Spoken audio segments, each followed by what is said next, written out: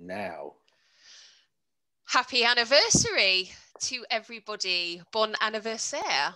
Happy anniversary. We're coming up to a year of 3 weeks to flatten the curve. And we decided to celebrate this with a little video on sovereign health sovereignty, because it has been the focus of attention for the past 12 months. And as we go through cycles in life, things can be triggered again when you hit that point in the year. That trigger can come up again. So we thought we best prepare ourselves for that, and have a look at what was triggered in us, what was triggered in you, and what potentially could be triggered again, and how we can actually resolve that from the inside out, so that we can come to this table as sovereign beings in our adult self, with a completely different perspective, and then travel that through for the coming 12 months, next year that's coming. Excellent. Yeah, it has been a huge focus on health over the last year for obvious reasons. It's been the biggest focus on health of any time that I can remember. And, there's been a lot of health implications for a lot of people, and perhaps most of them aren't for the reasons that we're being told these health conditions are happening out in the media and the general consensus reality. So, yeah, Trish and I have been talking about a different model of understanding health, which really enables you to see how these disease processes happen and how different symptoms, physical and psychological, happen in our lives. And when you have this knowledge, then you can really be empowered to start understanding more about your body and its responses and what you can do to heal yourself. Yeah, it was really, really interesting, actually. And I've got a big pile of questions, and I'm sure everyone that will be watching this will have questions too. And if you'd like to pop them in the thread below, we will answer them. But yeah, Sam was showing me this lovely little, what do you call it? It's a model of health, and it can be called a disease process. I prefer to call it a healing cycle, and I'll put it on the screen in a minute. But the overriding view of this is that we have in our society a perception that if you are ill, if you've got a disease or whatever, then something's gone wrong in your body. It's like a mechanistic model based on the Newtonian viewpoint, which has been popular since the whenever Newton was around, and all about the body being a fair old while. This reductionist idea that the body is just a collection of parts, a bit like a robot. And if something's gone wrong, it means an individual part has gone wrong, and something has to be done to fix it, or cut it out, or whatever. However, there's a different view which is becoming more and more apparent and makes far more sense, and actually results in true healings rather than just symptom treatments, which is that the body isn't this complex machine that's accidentally going wrong and needs to be fixed. Actually, the body is an entire intelligent organism all working together, and anything that happens, things that might have been labeled as a disease, are in fact the body attempting to carry out a healing process. And these healing processes are intelligence responses by the body trying to resolve specific patterns in life. And these patterns in life can be brought along by many different things. They can be, many of them are through specific traumatic events happening, either which hit us emotionally, and that's the area that I tend to work with a lot. But there's also It's not that they just happen through emotional things. It can also happen through things like toxins, through accidents, potentially. Now, it might be that accidents are actually part of a healing process as well, because of, the body subconsciously taking responses. But we can assume, that accidents can happen as well. Toxins, social and environmental factors, emotional factors, or a combination of all of them. So I'll just share this model on the screen now, or a part of it. And you see that okay, Trish? Yeah, I can. Yeah, so and the key part of this is that the general perception, even with many holistic practitioners, is that something's still gone wrong with the body when an illness happens. And it would be a very common question to ask, what was happening at the start of when those symptoms occurred? And while that is a valid question, it's not the whole picture. So so there's this picture here. Shall I go through what's going on here? If you go through it, and then if I've got any questions, or anybody else has any questions at any point, they can just feed it in, can't they? Well, it's not a live stream, so they can't. But... No, but they can put it in the. They can put it in, and we can get back at any time. Yeah. So okay, so we have here. Like, imagine that you're in normal health, whatever that is for you. We've got these nine stages in this model, and then a stress trigger happens. Now, this could be a specific kind of shocking event, and if I just relate it to a couple of examples of individual health conditions, this might be just a shocking event of some kind. It's got to be unexpected, dramatic, so it's a big deal. You might felt you had to deal with it on your own, so it's isolating, and you've got no strategy to deal with it at the time, so you didn't have a solution at the time. And then what happens is that you become stressed. So you go into this stress phase. This represents the sympathetic nervous system being activated in the body.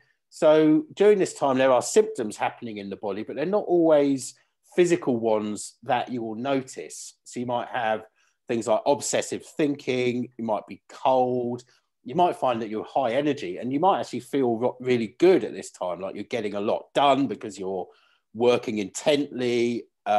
Stress is driving you, you're driven through adrenaline and cortisol, but that's not a real long-term sustainable energy if that's what's happening. So you can end up tired and wired, still, like chugging down too much coffee, eating fast foods, sugary foods to keep your energy up, so you can maintain this stress phase while your body is generally subconsciously trying to resolve whatever the traumatic event, the stress trigger was that happened at the start.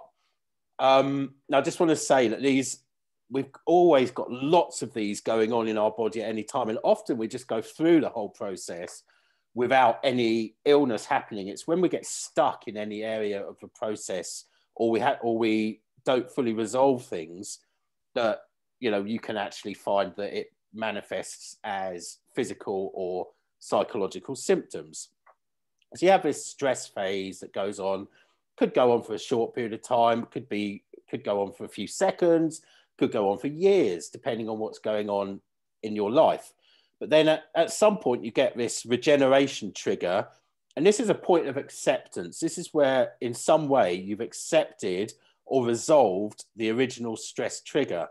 Now really this should be up here, because it's a point where the stress starts getting released, and you might feel really good for a moment at this time, but then you're activating the parasympathetic nervous system, and your body goes into this state of feeling more tired, needing more rest, feeling drained, and physical symptoms can actually happen at this time. And this is where often we notice physical symptoms happen here, and this is where people tend to go to the doctors, and people tend to see the start of their illness as actually the regeneration trigger, where the stress started disappearing. Not that they're conscious, it's where the stress started disappearing. It's actually, but it's when the physical symptoms, the tiredness, the drainedness all happened. So is that like when, you know, you've booked in for your summer holiday and you've worked all year, and then you get on holiday and then you're like, you just relax and then you get ill? Yeah, totally. Exactly that. And well, that happened to me once after I'd been working really hard, even as an EFT practitioner, but I ran a very big EFT training. It had taken me quite a few months to organise, and had a great weekend, but it had been, I'd been a high period of stress in my life. And then the next day I was flying to Barbados, which was very nice. But then by the time I got to the airport, I started feeling like really ill, basically. And because I knew what was happening, I did everything I could to clear the stress. And also I went running around the airport, and I found every healthy thing I could find. So I was finding like these ginger shots, one of the smoothie companies, these lemon and ginger shots. And I bought a load of those. I bought green smoothies to take on the plane with me. And I bought, I even bought actually some brandy. No, they gave me that on the plane, but I was drinking medicinal, these medicinal things. Yeah, all these medicinal things on the plane and tapping. And I felt awful on the plane. But then by the time we got to Barbados, I was fine. So in the 8-hour flight, I actually managed to go through my whole regeneration phase. But normally that could have wiped me out for the first few days of the 10-day holiday. Normally you go through this phase of feeling really crap, and then you have this healing peak, and this is a nice way of saying healing crisis. So this might manifest as another stress phase symptom. So it could be something like a strong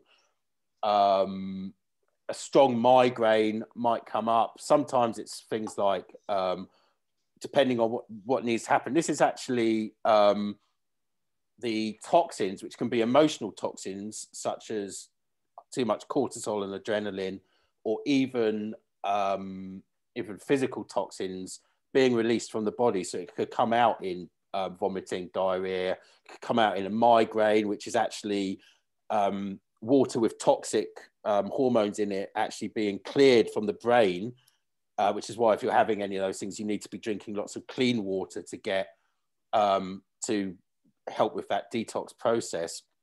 So have this big detox process, a healing peak. It's kind of like a stress test for the body before going back to join the herd, if you're thinking in terms of animals and or cave times or whatever. Then after that, you have this second regeneration phase, phase B, where you're not likely to feel as bad as before, but you might have, but you're likely to have a lot of the symptoms like getting rid of mucus, clearing things out of the body, happens in this regeneration phase B, and then you end up back to health. This is the most basic sort of version, because you can have symptoms where people are triggered in and out of stress and restoration. Examples of that are things like epilepsy, where a stress trigger happens and then the seizure itself is the healing peak, and then you can then be going back, and then there can be something that comes and stresses again, then healing peaks over and over again. So people getting triggered by things over and over again can lead to this pattern playing out even multiple times in a day for people. But the most easy way to see it, like, basically is just, there's lots of processes which are a single stress phase and then a single regeneration phase, which we now call restoration phase. It's on this graphic, it's regeneration phase. Any questions on that? Well, so where we come in, we go right back to this stress trigger, because I've been working recently with people with seizures, funnily enough, and coming right the way back to the original stress trigger is where the release then happens, doesn't it? The cycle then gets shifted and changed. That's what we do in our work, isn't it? Yeah, totally. And it's getting back to that stress trigger is a really important part. It's not everything, but it's a key key part of it. So, but what a lot of people go back to is the regeneration trigger, because that's at the start of when the illness actually happens. So that's where people think, oh, I've got my migraine, or my back's gone. This is the moment that we're dealing with. And actually it's not, is it? No, because what confuses a lot of people is it's actually they were feeling good things were happening in their life, and then they got ill. But it's actually finding the stress before what happens. Now, if we think of the classic, it's become quite well known now that stress causes causes ill health, but stress is actually the ill health. Not that there's anything wrong with stress for a certain amount of time. It's if you remain in stress for a long time, it can lead to these conditions happening. And generally, the longer you're in a stress phase, the stronger and deeper the regeneration phase is going to be. So people. In terms of this last year, I mean, we're just talking on a personal front, but on a collective front, our stress trigger, we're coming up to that anniversary, aren't we, of the original stress trigger. And then we're in this stress response, and then just where we think we're going to come out of it, which we've had a few of those, haven't we? Bam, we're back in the stress response. So how does this equate then to our year that we've had? Well, multiple stress triggers for many, many people, and stresses on many different levels, and different organs and body tissues react in different ways.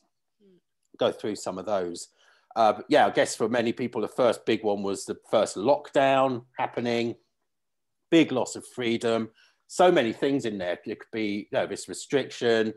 It's a social and territorial conflict because you're being locked in a space, which has the effect of feeling like you've had your massive boundary trigger. So lost your freedom. So that's massive. And fear. Fear, of course. Of dying, of what does it mean? Fear of dying, that can affect all sorts of different things going on.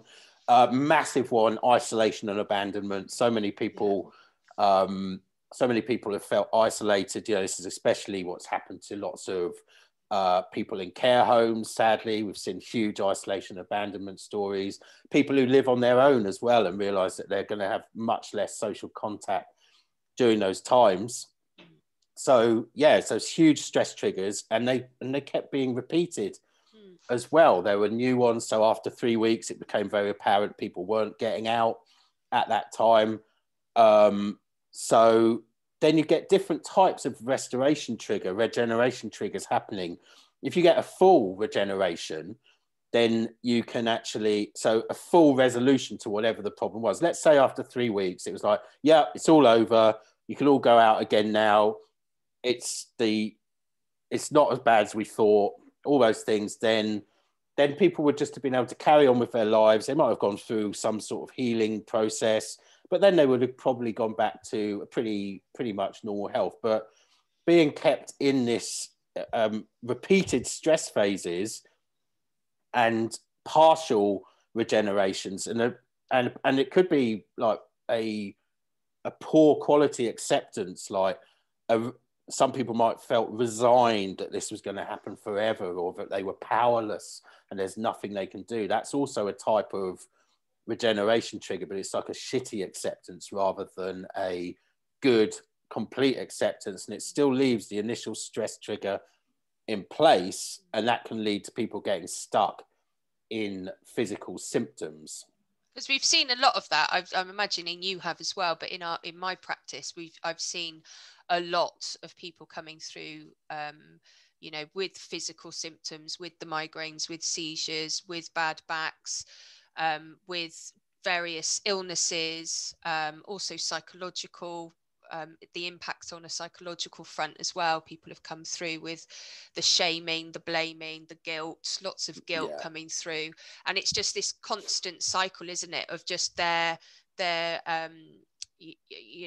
what they're carrying anyway being triggered and coming up to the fore. Totally. And that's what you said about the psychological health conditions is important, because how the body responds is if you have one stress trigger happening and it doesn't get resolved, then it tends to become a physical symptom, you know, anything from eczema through to, well, any physical symptom that people have. So cancer, rheumatoid arthritis, osteoporosis. These are all, you know, really any physical health condition can be triggered by this stress, by a single stress trigger happening. And some of them can have multiple stress triggers. But what's more common is if you have more than one stress trigger happening in quick succession or concurrently, then actually the body doesn't take on the resolution. It goes entirely into the brain and builds these psychological behavior patterns, which are called in mainstream medicine mental health conditions. So we call them behavior patterns because they're a response trying to resolve something. For example, classic anxiety, the sort of general anxiety, that is a combination of a stress trigger that makes you feel powerless and a stress trigger that makes you feel like you're being attacked from the front. It can literally be like a punch in the face from a bully, or it could be a fear of like a future coming towards you that feels like an unstoppable express train. So which a lot of people are in right now. Absolutely. Really. So anxiety through the roof for a lot of people. Yeah. It's especially if people were already struggled with anxiety, and then this became a huge re-triggering of one of these from their past. And then there's, you know, basically any pattern can be in this. But it's a natural response to the situation, isn't it? Yeah, it is. And so that it's important that people see that it's not that something's gone wrong in their life, or it's nothing's gone wrong with their body, something that might have gone wrong from their perception in their life. It's knocked them off track, and their body and their mind is trying to show them how to get back on track again, what they need to focus on. It's just that we're not taught how to really understand our body in this way. We don't see it as an intelligent response. We see it as something going wrong. And it's out to get us. It's out to sabotage us. It's out to stop us from having a good holiday. It's like, it's not part of us. It's separate from us. And we've never been taught to actually connect with that or engage with that or create a pathway to that, and then work with that and kind of dig into it a little bit more and find out what the intention is and have that conversation. We're just not taught how to listen to our bodies and then how to respond, are we? It's like, no. It's talking two different languages, and we're constantly trying to suppress that by, you know, necking the painkillers or just again, like chugging the coffee or just, you know, cracking on with it, when really we ought to be with the tools and being able to talk with ourselves and be with ourselves and work through this so that we can do that whole entire cycle and pop out the other end. Totally. So working out what your stress is, like one way you can work with this is just by knowing that you're looking for the stresses, is understand the stresses in your life, clear them with whatever techniques you choose, whether that, you know, some people want to use mindfulness, meditation, others prefer things like hypnosis, NLP, tapping techniques, EFT, matrix re-imprinting, whatever works to resolve the stress. A combination, it might not even be techniques, it could be going for a walk, meeting friends, taking part in more wholesome activities than you have been taking part in the past, because you can have social and environmental resolutions to these situations, as well as like coping with it. Yeah, it's just, I think the first step is that awareness, isn't it? Is building the awareness of this. Yeah. And I think when we were chatting about it, we just both felt that this was really important to get out there. Absolutely. The other thing that you were talking about, which I found really interesting, especially in that stress, like that original stress trigger that happened, and of course we've had multiple ones this year, but going back to that original one, people would have defaulted into a particular kind of coping strategy. Stress responses. So you talked about fight, flight, fear, and fawn, and I had never heard of the fawn one. So can you just go through those? Yeah, sure. Yeah. So We all know about fight and flight. We're told about the fight and flight response, and this is how people deal with stress, basically. So if the saber-toothed tiger runs into the room, you either fight or you run away. Leg it, yeah, great idea. Yeah, and that all seems good, but there are other responses, and other people respond, and many people respond in different ways. And there was something unique about the nature of the lockdowns, which meant that people couldn't respond perhaps in a resourceful way. Fighting or running away, although it's stressful, it's resourceful, and it's actually, if you fight or run away, it's not generally going to cause you to end up with a health symptom, because if you remember at the start, I said the situation has to be unexpected, so shocking, dramatic, isolating, and the no strategy to deal with it. Fighting and running away are both strategies. So once the stress is gone, you would go through and get back to normal health. But people didn't have that option. You can't fight against an invisible enemy in the air, and you can't run away because you're locked already in your home and you don't have anywhere to run to. But even there, at the start, everyone was thinking, oh, maybe it's still in here. People thought maybe it's already in my house. What can you do against? You can't fight or run away from something that you can't see, that doesn't, there's no physical presence to it whatsoever. Now, there's of course a different conversation to have about the nature of it, but we won't go into that, because I think, even and at the start, it's like, oh, is there something going on here? Do we need to be very careful, whatever that might have been, whatever people's beliefs are. So I think even pretty much everyone was cautious initially when it all happened, but then people came out of it in different ways. But yeah, so fight or flight weren't really available to people in this case. So the next two responses are freeze and fawn.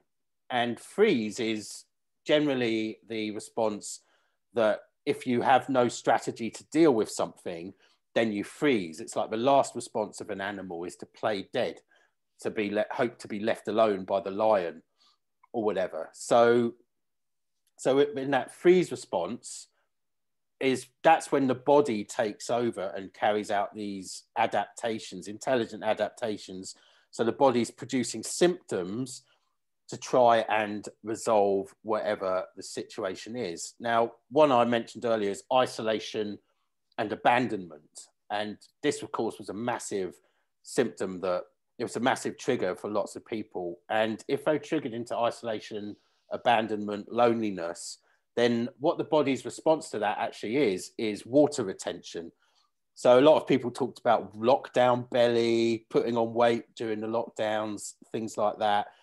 And, it's natural to think, yeah, that's not having enough exercise, etc. But there's another very important part of that, which is that the body, starts holding on to excess water and making it easier to store fat. Because if you imagine in prehistoric times, if you are separated, isolated from your tribe, from your community, then you're in real serious trouble. So you would actually be holding on to, your body would need to store as much water wherever it could and as much fat, in the hope that you would be able to live as long as you needed to find a community to be with again, where you would then be in that relationship where you can all depend on each other. Now, we don't live like that anymore. We can survive isolation and abandonment at a physical level because we can still have access to food, water, etc. But the body still responds in that way. And so, so a massive one would be, and that's actually a symptom that does happen in the stress phase, because part of the stress response is holding the water, holding the fat. And then, when you actually resolve that, so which for many people still hasn't happened, 1 year on, a lot of people are still isolated, lonely, abandoned, haven't been able to meet up with friends, haven't seen their family, been treated very badly in nursing homes, and not, maybe some better than others, depending on the staff, etc.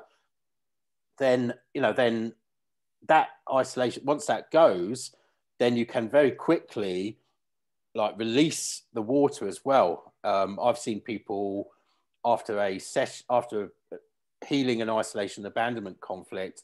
Remember one client called me the next day to let me know that she had lost 5 pounds in weight overnight because she tracked her weight, and that was literally like, yeah, she'd weed it out basically. So it can be very, very quick to resolve. But yeah, that's an example of a freeze response leading to a symptom. And freeze responses are always the ones where you've got no strategy, and then you can end up in a health condition unless you resolve the original stress trigger for that freeze response. So whatever it was that caused you to freeze in the moment. So we've got, in terms of what we've got to look forward to, as this moves through, because obviously this too shall pass. I mean, no one knows how long this is going to be, but at some point when we get to a place of safety and we're no longer in survival mode, but we can kind of relax a bit and actually move forward, this next phase is potential, isn't it? If we don't do the work and be aware of it and use all of these tools with our bodies, our body, our minds, our emotions, our spirit, all of those areas, then the regeneration phase is gonna be a bit of a whammy, isn't it? Well, there could be a lot of physical symptoms happening for people, and that's okay. It's okay. So look, when you've got this understanding, you can be curious about physical symptoms and what they mean. And I mean, this is a conversation that could go on for hours and hours because every part of the body has a different meaning. But there's 4 major ones. There's core survival ones, which are absolutely foundational. That tends to affect anything to do with your core survival functions. So eating, digestion, reproduction, and breathing, basically. So a lot of the lung stuff, not all of it, because there's lots of tissues in the lungs, but much of the lung stuff, much of the stuff in the digestive system, some of the stuff in reproductive parts of the body, so sexual organs, will be triggered by these core survival issues. Of course, there's been a lot of core survival stuff going on.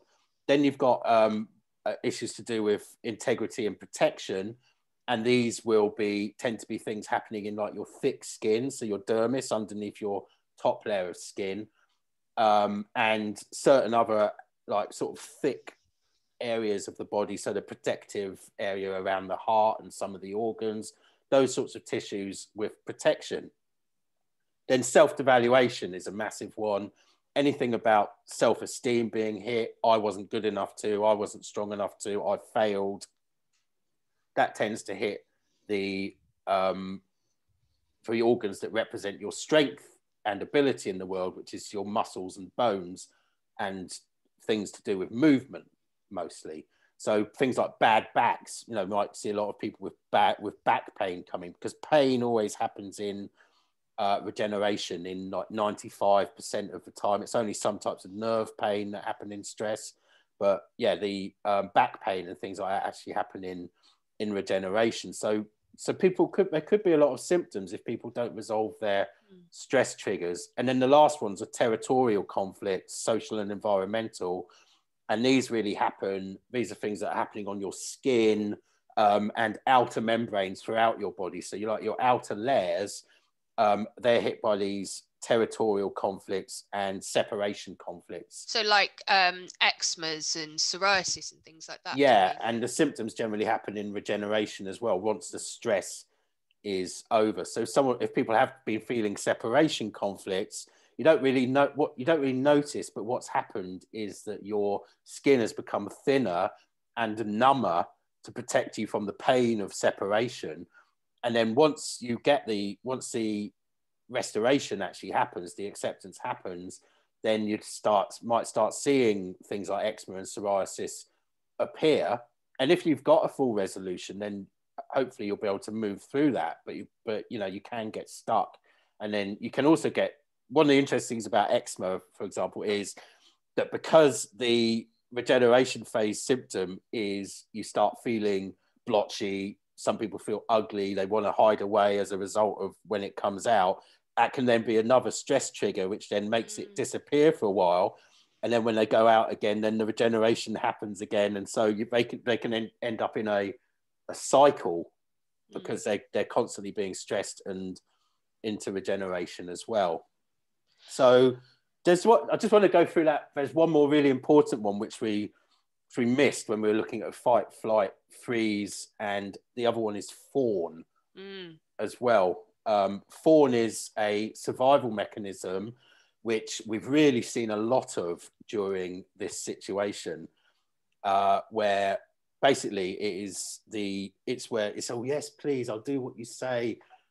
Yes, I agree. Yeah, we have to do things like, oh yeah, the more of our rights, the quicker we give our rights away, we quicker we'll get them back.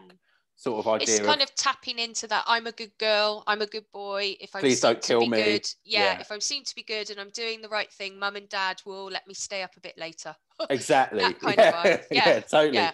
And it is so the fawn response, it's a response. So if you found yourself being judgmental of people thinking in a different way than you, but they're exhibiting a fawn response, and they're trying to get through this in the way that feels unconsciously the safest to them. Maybe they did get rewarded for being a good boy or good girl and doing unquestioningly what the teacher told them, unquestioningly what mum and dad told them when they were little, and then it's being replicated. So that's a good point. That is a good point, isn't it? It's triggered what we used as children to protect ourselves, to get through those trickier things in life. So in that original stress trigger of a year ago, the majority of us, if not all of us, tapped into that coping strategy that we used when we were kids. Therefore, we're in that place of being childlike. We're no longer in that adult sovereign self. We're in the place of being childlike, looking outside of ourselves for somebody to direct us and tell us what to do next. So we just see a lot of children trapped in adults' bodies in that stress trigger response place.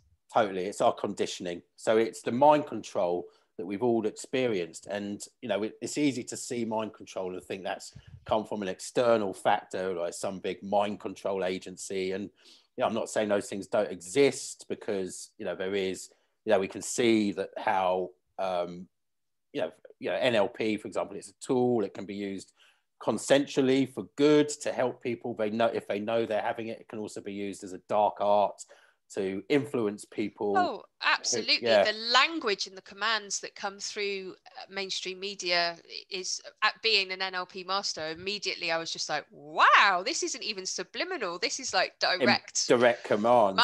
Yeah. Act as if you've got it. I know. I was thinking, I was rating it. I was like, fair play. That is brilliant.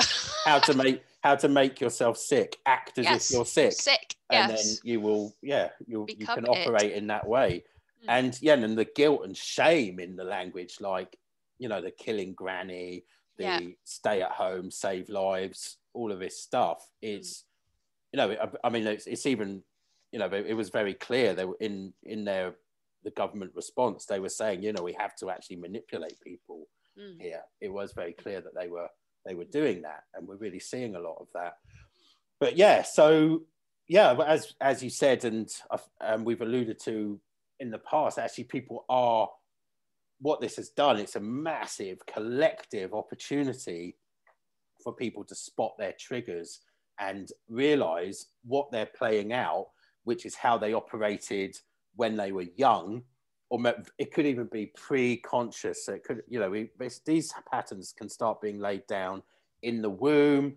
They can be ancestral. So it can be this, you can have an ancestral path of a family that was whatever, obedient, had to be perhaps, or else they were going to get killed back in time. Or it can be past life stuff, concurrent life stuff. So there's lots to explore, but the one of the many gifts of what's happening now is that you can, by understanding your symptoms, your psychological state, and the behaviors and coping mechanisms that you're using, you can actually clear your attachment to them so that you can move forward with new strategies which are in line with who you really are, rather than what your 3 or 4 year old self is telling you that you have to do to survive. Brilliant. Well, I think it's just an amazing opportunity. It's an amazing time to be alive right now. In and amongst it all, having this perception on it, I think it's one of the biggest moments in history ever. Definitely in our lives. In our lives, exactly. So on the 23rd, isn't it? The 23rd of this month, we will be doing another one of our events for us all to be able to clear the attachment that we have to those coping strategies and really kind of step off that seesaw, if you like, because this isn't going away, is it? You know, we've probably got another year of this. You know, here's a carrot, June the 21st. Was that an embedded command? Yeah. I choose not to operate in that reality. Yeah. But, you know, we've got that opportunity to step off of it. You know, that they're already putting those commands in place. So we're choosing to step off of that conveyor belt and work on those coping strategies that we've been triggered with. So we're going to do that tag team thing again, aren't we? Yeah, definitely. Cool. So rather than, so the aim of it will be to release coping strategies, because coping isn't the life that you want. I mean, of course you need to cope. And that's important to be able to cope with things, but you can have so much more. You know, you can actually move to thriving. And what if what you learn during this unprecedented time actually really enables you to release all of your old patterns and create thriving strategies that are really in line with who you are in the world? That's going to be one of the great ways that you can use this time to start, you know, manifesting what will become an amazing life for yourself, and the ripple effect that that has in the world, which is super important. Yeah, co-creator. The game plan is still on. Indeed, yeah. This is the acceleration, if anything. Yeah, absolutely. So we will shortly be putting out a little link to sign up to our event on the 23rd. Yeah. And have a little think between now and then about your coping strategies, about the areas that have been triggered in you, and how you, because you might have actually moved through, because I know some people you know, triggered with that kind of fawn aspect to it, and then as we've progressed, they're now in fight mode, you know, and other people have just started off fight, right? I'm going to fight the virus, I'm going to spray every single bit of shopping that comes in through my door, and then now as we come through, they're kind of in that fawn mode. I'm just going to play dead and wait till it's all over. So people have moved through these cycles, haven't they? So have a little think about what it means for you and bring that to the call, and then we will, you know, work through those. You might get the opportunity to work directly with either Sam or myself, but even if you don't, there's this collective benefits. What do you call it, Sam? Borrowing benefits. Yeah, that we all can have and take share of, really, throughout the call. So yeah, it's going to be quite good, isn't it? I can't wait. I hope it will be quite good, at least. Yes. Yeah. It's going to be brilliant. It's going to be awesome. Yeah. Okay, great. Yes, I really look forward to that. And yeah, if anyone has got any questions on specific health symptoms, just get in touch with me. You can private message me, or you can put a question in the group.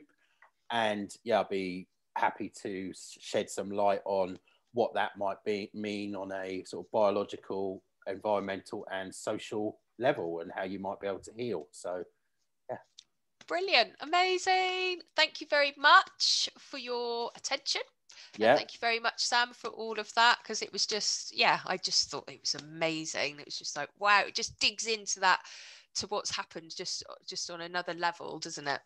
Yeah, it's a great understanding, and it's really enables you to take your power forward and really be sovereign on your health when you understand your body's responses. Amazing. Thank you. Cool. All right. Great to see you, Trish. And you. Thanks everyone for joining, and bye for now.